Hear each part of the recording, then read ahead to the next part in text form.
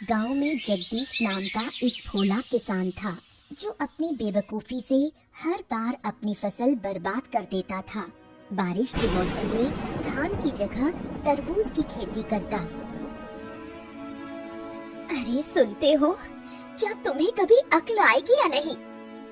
अरे अब का हो गया भाई, काहे चिल्ला रही हो? चिल्लाऊं नहीं तो क्या करूं? इस बारिश में जब सब लोग धान की खेती करते हैं, तुम तरबूज की खेती कर रहे हो। देखो, हमने सोच समझकर ही तरबूज बोया है। सोच समझकर बोया है? सुनो तो जरा, क्या सोचा था तुमने? हाँ, अब सुनो। बात ये है कि सब लोग जब धान की खेती कर रहे हैं तो ऐसे में तरबूज कम मिलेगा। तो हमने क्या सोचा कि अगर हम तरबूज लगाएंगे तो बढ़िया मुनाफा हो जाएगा। हाँ। तुम्हारा दिमाग खराब है क्या? बारिश में कभी तरबूज होता है? क्या बात कर रही हो? बारिश में तरबूज नहीं होता है क्या? अब मैं क्या कहूँ, तुम तो सब जानकर ही खेती करते हो ना। अरे ऐसे काहे कह रही हो? पहले बता दिया होता तो हम तरबूज लगाए भी नहीं करते। तुम्हें पहले मैं कैसे बताऊं? क्या तुम मुझसे सलाह लेते हो कभी? हाँ, अब रहने दो, ज्यादा डांटो नहीं। आगे से ऐसा हम नहीं करेंगे। जाओ यहाँ से, मेरी नजरों से दूर हो जाओ। जगदीश की एक बेटी थी, नाम था दिव्या। दिव्या बहुत ही समझदार लड़की थी। वो गांव भर में घूम घूम कर लोगों की मदद करती थी। सुबह जब वो बुढ़िया के घर के सामने से गुजर रही थी तो देखा कि वो बुढ़िया रो रही है। अरे बूढ़ी माँ, आप रो क्यों रही हैं? क्या हुआ? मत पूछ बेटी, मेरे रसोई घर की छत गिर गई है। अब मैं क्या करूँगी? छत गिर गई? किसी से मदद मांगिए ना। कई लोगों से मांगी पर कोई मदद करने को तैयार नहीं। क्या मदद करने से कोई नुकसान हो जाता? रुको, मैं देखती हूँ क्या किया जा सकता है। बूढ़ी माँ, अब आप दूसरे सिरे को पकड़ो, मैं ऊपर उठाती हूँ। छत ऊपर चढ़ा देंगे। दोनों के प्रयास से छत वापस जगह पर लग जाती है। बुढ़िया बहुत खुश हो जाती है। वाह, तेरी अक्ल तो कमाल की है।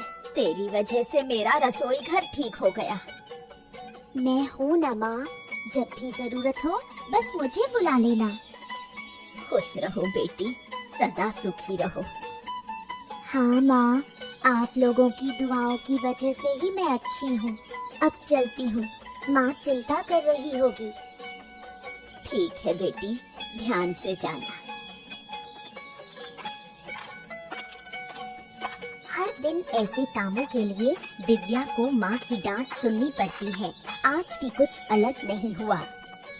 ठहर जा, वहीं खड़ी रह। बता, कहाँ गई थी तू पूरे दिन? माँ, मैं थोड़ी देर गांव में घूमने गई थी। तुम जानती हो, मैं घर पर ज्यादा नहीं रहती। यही तो पूछ रही हूँ कि तू घर में क्यों नहीं रहती? क्या तुझे घर का कोई काम नहीं?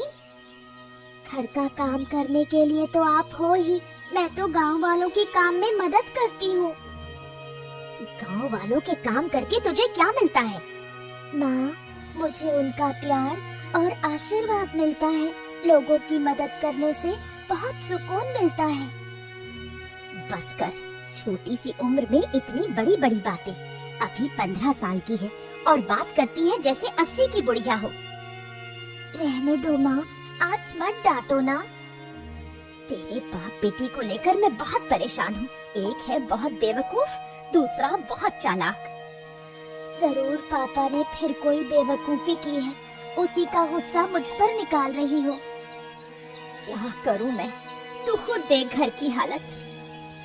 गांव के इतने लोगों की समस्या हल कर दी, अब तक पापा को ठीक नहीं कर पाई। क्या कहूँ, मेरी तो किस्मत ही फूटी है, तभी तो तेरे बाप के घर आई। अच्छा, अब मुझे खाना दो, बहुत भूख लगी है। दिव्या कभी अपनी माँ की बातों को गंभीरता से नहीं लेती। उसे गांव के अच्छे कामों में ही सुकून मिलता है।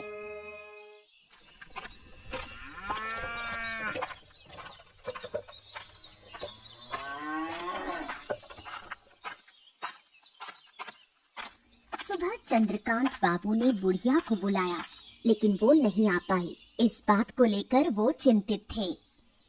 क्या हुआ बुढ़िया? मैंने तो तुझे सुबह बुलाया था ना, तू अब आ रही है? क्या मेरी बात की कोई कदर नहीं है क्या? ऐसी कोई बात नहीं बाबूजी, दरअसल मैं थोड़ी परेशानी में पड़ गई थी। परेशानी में? क्या हुआ था? मेरी रसोई की छत गिर गई थी, उसे ठीक करने में लगी रही। अच्छा, तो अब छत ठीक हो गई? हाँ हो गई। मैंने बहुतों से मदद मांगी, लेकिन किसी ने नहीं की। तो फिर तूने अकेले ठीक की? नहीं बाबूजी, मैं अकेले नहीं कर पाई। जगदीश की बेटी ने मदद की। वही छोटी सी लड़की जो दिन भर गांव में घूमती रहती है? हाँ बाबूजी, वो छोटी जरूर है, लेकिन बहुत समझदार है। गांव के लोगों की बहुत मदद करती है। ऐसा है क्या? बिल्कुल, उसके जैसा कोई और बच्चा इस गांव में नहीं। अच्छा लगा सुनकर। कभी उसकी समझदारी की भी परीक्षा लूंगा मैं। जरूर देखिए, बच्ची बहुत तेज है। जहाँ भी जाती है समाधान लेकर ही लौटती है। बुढ़िया की बात सुनकर चंद्रकांत बाबू को ईर्ष्या होती है। उसे अपनी बेटी देवांशी दिव्या के सामने बहुत छोटी लगने लगती है।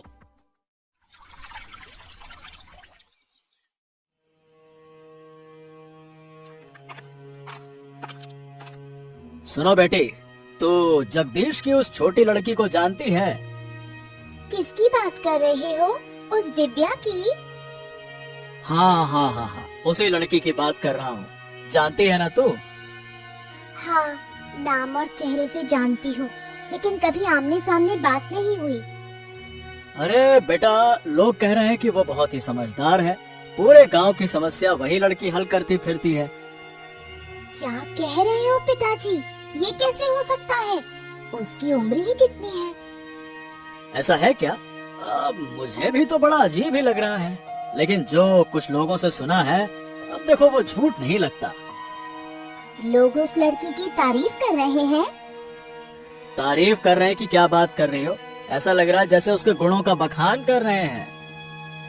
मैं भी देखना चाहती हूँ कि वो कितनी होशियार है। अब गरीब घर में जन्मी है, उसमें भला इतनी अकल आ कहाँ से गई? अगर वो मुझसे ज्यादा समझदार निकली तो उसे इस गांव में नहीं रहने दूंगी। इस गांव की सबसे समझदार लड़की सिर्फ मैं ही रहूंगी। ठीक है बेटी, अब देखो तुम गुस्सा मत करो। मैं देखता हूँ क्या किया जा सकता है। चंद्रकांत बाबू सोच में पड़ जाते हैं, कैसे दिव्या को इस गांव से बाहर निकाला जाए। 2 दिन बाद की बात है। देवांशी गांव में घूमते हुए तालाब के किनारे दिव्या को खड़ा देखती है। उसके मन में एक शैतानी योजना आती है। अरे, तुम दिव्या हो ना, जगदीश काका की बेटी? हाँ, मेरे पापा का नाम जगदीश है। तुम कौन हो? ओहो, तुम मुझे पहचानती नहीं? मैं चंद्रकांत बाबू की बेटी हूँ। ओह, तुम चंद्रकांत बाबू की बेटी हो। तुम्हारे बारे में बहुत सुना है, लेकिन कभी देखा नहीं। देखोगी कैसे? मैं तो ज्यादा बाहर निकलती ही नहीं। तुम्हारे बारे में भी बहुत सुना है। तुमसे मिलकर बहुत अच्छा लगा। सुना है तुम बहुत समझदार हो। चलो बैठकर थोड़ी बात करते हैं। देवांशी दिव्या को तालाब के किनारे बैठने के लिए कहती है, फिर उसे धक्का देकर पानी में गिरा देती है और खुद नकली कोशिश करती है उसे बचाने की। उसके चेहरे पर शैतानी मुस्कान होती है। कोई है? मुझे बचाओ, मैं डूब रही हूँ। अरे, तुम गिर गई? कैसे? मुझे तो तैरना नहीं आता। दिव्या हाथ पांव मारती है और एक पेड़ की डाली पकड़कर खुद को बाहर निकालती है। तुम ठीक तो हो ना? हाँ, मैं ठीक हूँ। अब मैं घर जा रही हूँ। इस घटना के कुछ दिन बाद जगदीश और चंद्रकांत बाबू के बीच विवाद हो जाता है।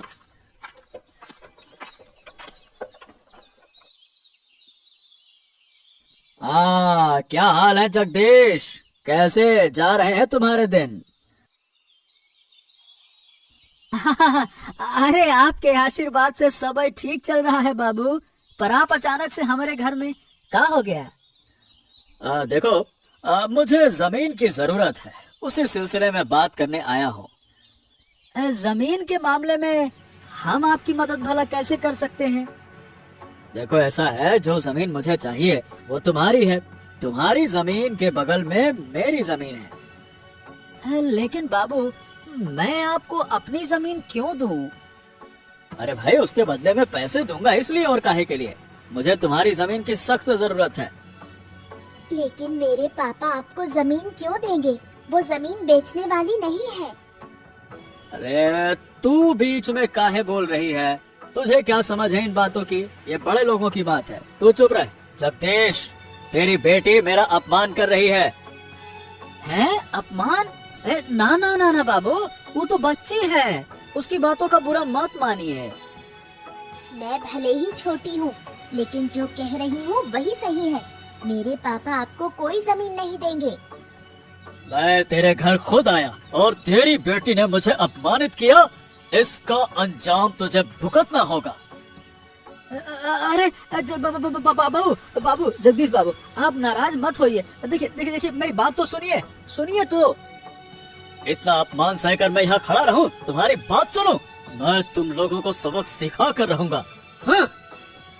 चंद्रकांत बाबू के मन में दिव्या के खिलाफ बदला लेने की भावना जाग उठती है। तेरी वजह से चंद्रकांत बाबू को अपमान सहना पड़ा। मेरी बेटी ने ऐसा क्या गलत कहा? उसने तो सही बात ही कही। सही बात? अरे अकल के अंधों, अगर मैं जमीन दे देता तो कुछ पैसे मिल जाते, घर अच्छे से चलता। अब क्या जमीन का क्या करेंगे? चाटेंगे? माँ, पापा को जरा समझाओ ना। तुझे लगता है मैं समझा नहीं रही? उनकी समझ में कुछ आता है? चुप रहो तुम दोनों। तुम दोनों माँ बेटी मिलकर हमारा घर बर्बाद करके रहोगे लगता है। क्या कहा? मैं अपना घर खुद बर्बाद कर रही हूँ? और नहीं तो क्या, ऐसे अपसगुनी लड़की को घर में रखना चाहिए क्या? नहीं रखेंगे तो क्या करेंगे? घर से निकाल देंगे? अगर बेटी घर का भला नहीं चाहती है ना, तो उसे निकाल देना ही ठीक है। अगर मेरे होने से इतनी परेशानी है तो मैं ही घर छोड़कर जा रही हूँ। अरे हाँ, जा जा जा। वैसे भी तुझसे कोई काम वाम तो होता नहीं है, बस मुंह चलाती है पटर पटर पटर। अरे जा जा, चली जाएगी तो अच्छा ही रहेगा, जा। जगदीश की बातों से दुखी होकर दिव्या गांव छोड़ने का फैसला करती है। बेटी के जाने का दृश्य आरती सहन नहीं कर पाती। वो चुपचाप आंसू बहाती है। माँ, रो मत, मुझे बिल्कुल अच्छा नहीं लग रहा। तू हमें छोड़कर चली जाएगी और मैं रोऊंगी नहीं। क्या मुझे दर्द नहीं होता? अगर आपको सच में दर्द होता तो आप पापा को पहले ही सुधारती।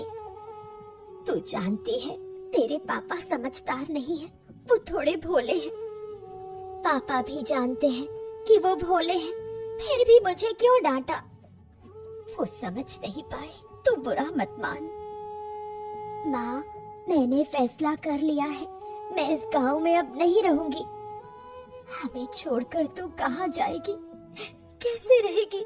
क्या हमें तेरी चिंता नहीं होगी? चिंता का कोई फायदा नहीं माँ, मैं अपना रास्ता खुद बना लूंगी, मैं ठीक रहूंगी। मत जा बेटी, मत जा, मुझे छोड़कर मत जा, मैं तेरी माँ हूँ। एक दिन लौट कर आऊंगी माँ, और तेरे सारे दुख दूर कर दूंगी। तू आएगी तो मेरा दुख और बढ़ेगा, ये तू समझ नहीं पा रही। माँ, मैं जानती हूँ संतान को खोने का दर्द क्या होता है, लेकिन मुझे जाना ही होगा, मुझे मत रोको। सुन बेटी, मत जा, लौट आ। कई साल बीत जाते हैं। चंद्रकांत बाबू जगदीश को बेवकूफ बनाकर उसकी सारी जमीन धीरे धीरे हड़प लेते हैं। देखो जगदीश, अब तुम्हारे पास कोई जमीन बाकी नहीं बची है। तुम सारी जमीन हमें बेच चुके हो। अब क्या कहें बाबू, बेचते बेचते पूरी जमीन बिक गई, पता ही नहीं चला। अब हमारी जमीनें खत्म हो गई, क्या करें। अरे सुनो तो इसे, ऐसे कह रहा है जैसे पूरे गांव की जमीन ही दे दी हो इसने। अब जब सब कुछ बेचा ही दिया है तो आप फिर मेरे पास क्यों आए हैं? क्या सब कुछ? अरे भाई, क्या तुम सब कुछ का मतलब समझते हो? अरे बुड़बक, उस सब कुछ में तुम्हारा एक घर भी शामिल है। हैं? ये क्या कह रहे हैं बाबू? मैंने ये घर भी आपको बेच दिया क्या? मुझे तो ऐसा कुछ याद नहीं आ रहा। याद नहीं आ रहा? अरे जरा ध्यान से सोचो, आखिरी बार जब पैसे लिए थे ना, तब कुछ ज्यादा ही लिए थे। याद करो, याद आया ना? याद आया ना? हाँ हाँ, पैसे तो ज्यादा लिए थे, लेकिन जमीन भी तो आपको ज्यादा ही दी थी ना बाबू। हाँ, तो उसी जमीन में एक घर भी शामिल था, समझे? क्या बात कर रहे हैं? तो अभी घर हमको छोड़ना पड़ेगा? बिल्कुल, मैं अपनी जमीन पर तुम्हें क्यों रहने दूं? बिल्कुल नहीं रहने दे सकता। चलो। हैं? लेकिन हम ये घर छोड़ देंगे तो जाएंगे कहाँ बाबू? अरे कहाँ जाएंगे, हम क्या बताएं? अरे जाओ जहाँ जाना है, फालतू की बात ना करो मुझसे। लेकिन ये घर छोड़ना पड़ेगा तुम्हें, समझ गए? ठीक है बाबू, हमको कुछ दिन का समय दे दीजिए, फिर हम घर खाली कर देंगे। हाँ ठीक है, जल्दी खाली कर देना। जगदीश अब भी कुछ नहीं समझ पाया। चंद्रकांत बाबू उसे देखकर मन ही मन बहुत खुश होता है और उसे कुछ दिन का समय देता है।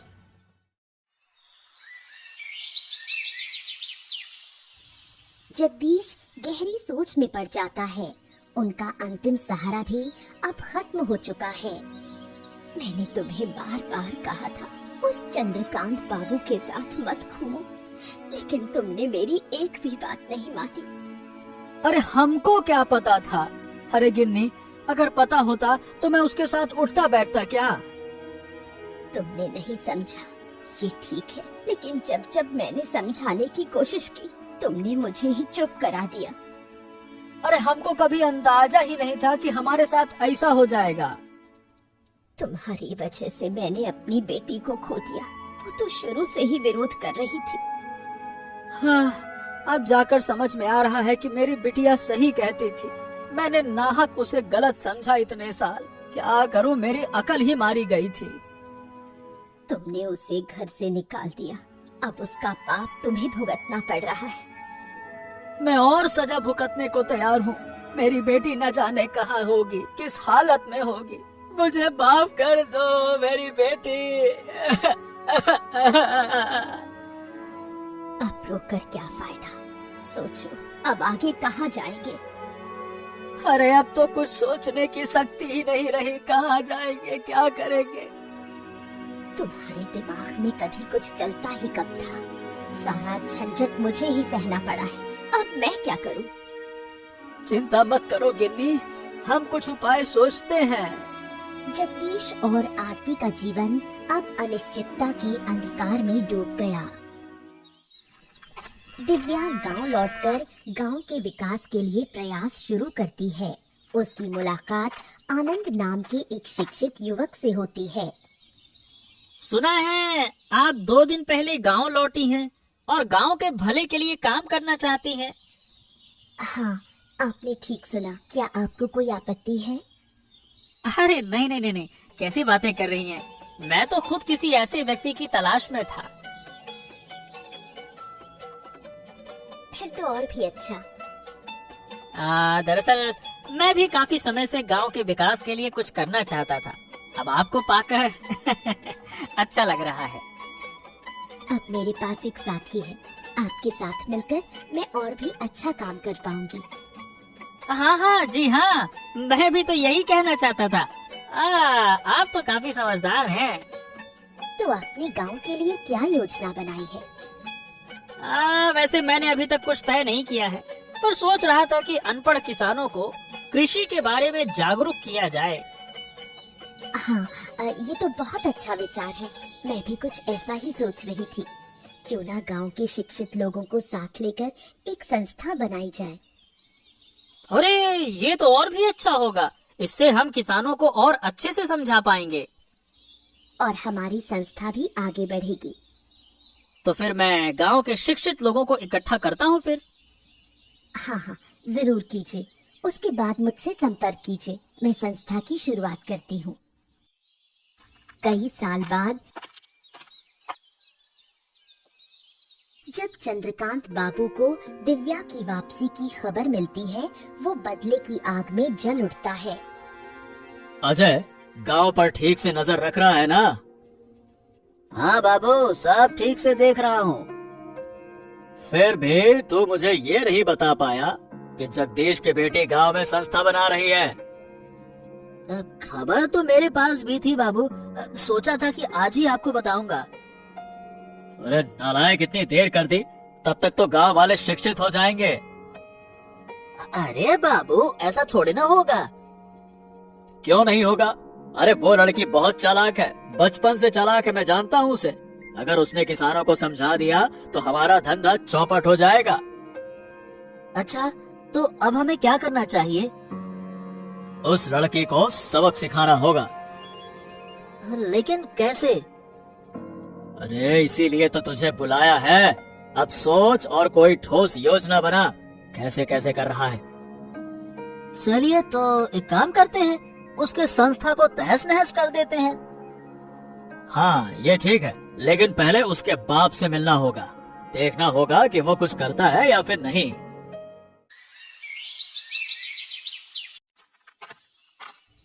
जब चंद्रकांत बाबू जगदीश के घर पहुँचे तो जगदीश थोड़ा डर गया। उसने सोचा चंद्रकांत बाबू शायद उसे घर से निकालने आए हैं। प्रणाम प्रणाम बाबू, आइए आइए आइए, अंदर आइए, बैठिए बैठिए बैठिए।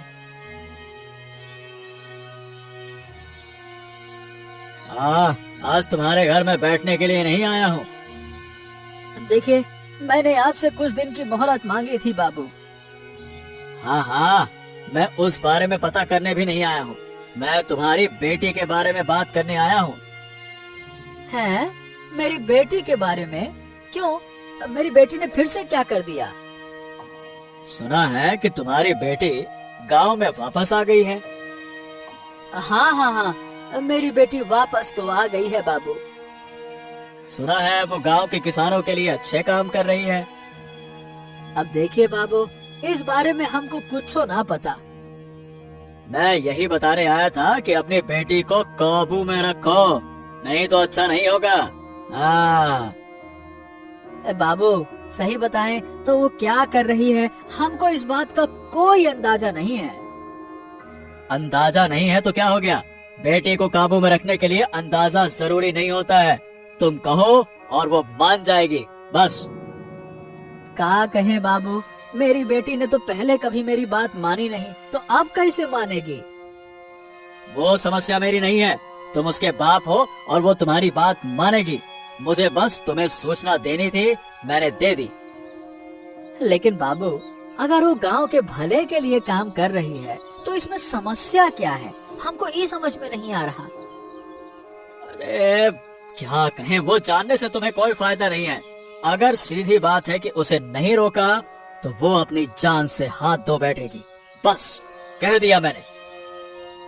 अपनी बेटी की बात सुनकर जगदीश अब मन ही मन ठान लेता है कि वो अपनी बेटी को किसी हाल में नुकसान नहीं होने देगा।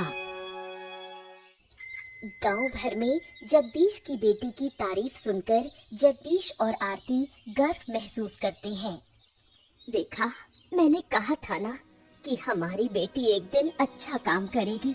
गांव के लोग उसे सम्मान देंगे। हाँ, अब तो मैं भी देख रहा हूँ, लेकिन पहले मुझे यकीन नहीं था। तुम्हारे अविश्वास की वजह से ही वो हमें छोड़कर चली गई थी। तुम्हारी बेटी इतनी समझदार है कि हमें छोड़कर भी सफल होकर लौट आई है। मुझे अपनी बेटी पर कितना गर्व हो रहा है, ये मैं बता नहीं सकती। मुझे भी कम गर्व नहीं है अपनी बिटिया पर। अरे गांव में निकलते ही सब लोग कहते हैं, वो देखो दिव्या के पापा जा रहे हैं। तो फिर मानते हो कि मेरी बेटी अच्छा काम कर रही है? हाँ, कर तो रही है, लेकिन अब लोग उसे रोकने के लिए उठ खड़े हुए हैं। वो लोग उससे जलते हैं, लेकिन मैं अपनी बेटी को कोई नुकसान नहीं होने दूंगी। अब मैंने भी मन बना लिया है भाग्यवान, जो हमारी बेटी को नुकसान पहुंचाएगा उसको हम छोड़ेंगे नहीं। देखो, चंद्रकांत बाबू का साथ मत देना। मेरी बेटी शुरू से ही सही थी। मैं समझ नहीं पाया ना गिन्नी, यही तो मेरी गलती थी। अब क्या कहें। अब इन बातों को छोड़ो, अब हमें अपनी बेटी को बचाना है। चलो कोई बात नहीं, तुम चिंता न करो, मैं उसे हर हाल में बचाऊंगा। आखिर हमारी बेटी है वो।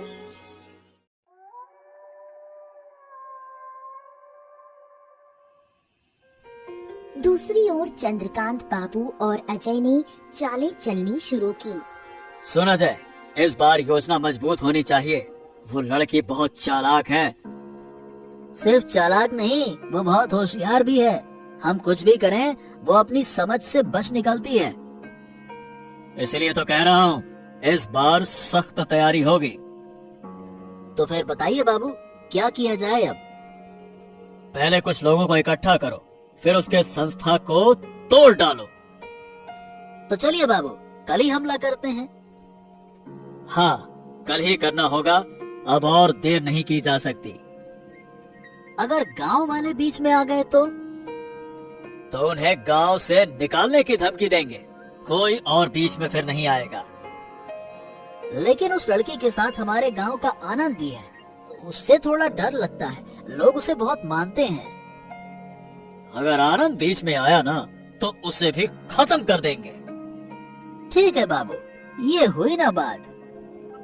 किसी भी हालत में ये काम रुकना नहीं चाहिए, नहीं तो मैं किसानों की जमीन हथिया नहीं पाऊंगा। सुबह होते ही चंद्रकांत बाबू, अजय और उनके लोग सभा घर पहुंचते हैं, हाथों में डंडे और हथियार। ये क्या बाबू, आप लोग यहाँ हथियार लेकर क्यों आए हैं? क्या मकसद है आपका? जो काम तुम लोग कर रहे हो वो गांव के भले के लिए नहीं है। इसे अभी के अभी बंद करो। ये काम गांव के भले के लिए नहीं है, ये आपसे किसने कहा? या फिर ये काम आपके धंधे के लिए खतरा बन गया है? अरे जबान लड़ाती है। अजय, देख क्या रहा है? इस सभा घर को तोड़ डाल, चल। अगर हिम्मत है तो आइए, हम तुम्हारे हाथ तोड़ डालेंगे। अब दिव्या के सामने ढाल बनकर खड़े हो जाते हैं जगदीश। चंद्रकांत बाबू गुस्से में भड़क उठते हैं।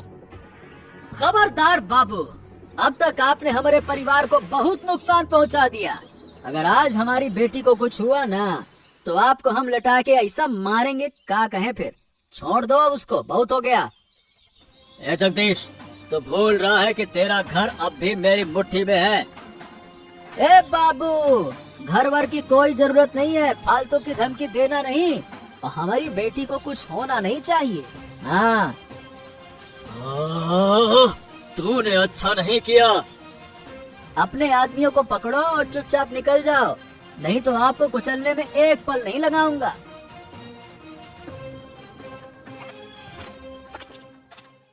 ए बेटा, हमका माफ कर दे, हमने तुम्हें अपनी बेटी नहीं समझा। अरे बाबा, आप ऐसा क्यों कह रहे हो? आप तो मेरे पिता हो। लेकिन फिर भी आप कोई लेकिन नहीं, अब हम सब मिलकर गांव की भलाई के लिए काम करेंगे। इसके बाद दिव्या की अगुवाई में गांव का विकास शुरू होता है। गांव वाले उसकी बहुत तारीफ करते हैं। एक भोला किसान अपनी बुद्धिमान बेटी पर गर्व करता है।